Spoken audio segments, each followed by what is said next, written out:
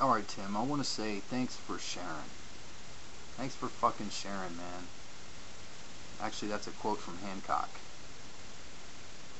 Anyway, no, but seriously, thanks for sharing. We all have our personal tragedies we have to live through. We all deal with them differently. But what I want to do is, a while back, you know what you did to me was you tried to put me in a scenario.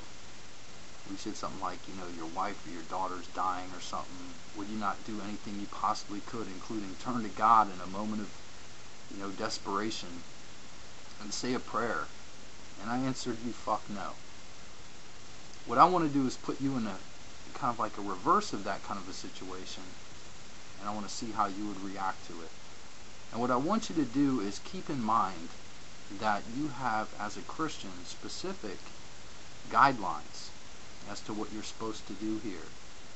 Jesus said that you are to forgive a man 7 times 7 times. Not just 7 times, 7 times 7. That would be 49. And it's not enough for you to do good to those that do good to you.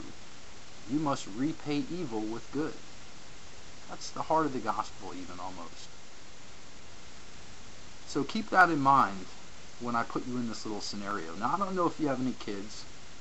Maybe you've mentioned it or not. I mean, you're a little bit older, so maybe your kids are grown or whatever. But what I want you to do is imagine for a second that you're a little bit younger. I'm not saying you're an old man or anything like that. But imagine you're a little bit younger. You live with your wife and you have 2 kids. It could be 3. I mean, the more the merrier, because really this is going to multiply in severity depending on how many you have. So let's just say you have 2. And they're both young. They're both, preteens. Let's say one's 10, one's 5. You live with your 2 kids, one 10, one 5, and your wife. And one night, a man breaks into your house. And he gets the jump on you because you're the strong man, so he clocks you over your head, knocks you out, ropes you up to a fucking chair. You come to maybe a half hour later, and you see that this man has your wife and your 2 kids subdued. Now what he proceeds to do is he proceeds to rape your wife in front of your face while you're conscious but fucking totally incapable of doing anything because you're roped to a fucking chair. Rapes her. I mean, I could be graphic and start saying he sodomizes her and he starts sticking things where they shouldn't belong and taking like barbed shit and fucking, I'm not going to do that. I'll let your imagination go where it wants to go with this. And then just beats the holy fucking hell out of her until she dies in front of your fucking face right there. And then he proceeds to take a knife out and just starts gutting one of your kids right in front of the other one. And just does the most heinous shit imaginable. Eventually kills the other kid. But the whole time this is happening, because this kind of shit doesn't happen slow.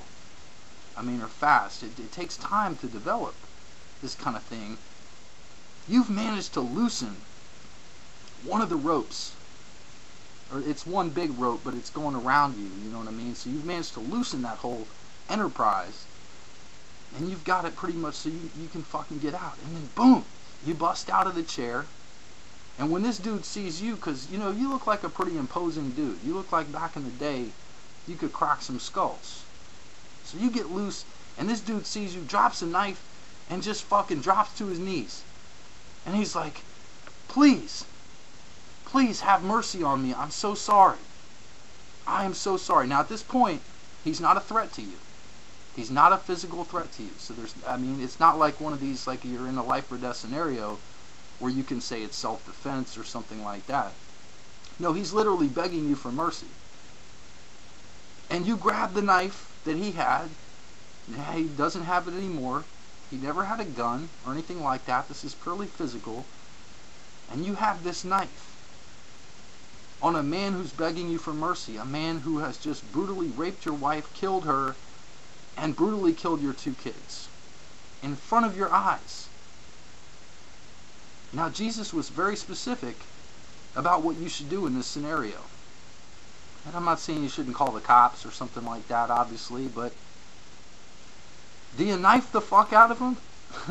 You know what I'm saying? Because if this happened to me, I would make this motherfucker pay. It would be torture. I'm asking you, as a man, what would you do at that point? Would you give him his forgiveness? Would you say, in Christ I forgive you 7 times, 7 times? Would you do that? Seriously, look into your fucking heart and ask yourself what you would do in this scenario. For me, I don't have to. I know right off the bat, I would kill this motherfucker. But what would you do? Seriously. Video response, please, because I want to see your face when you say it. Anyway, thanks for sharing again.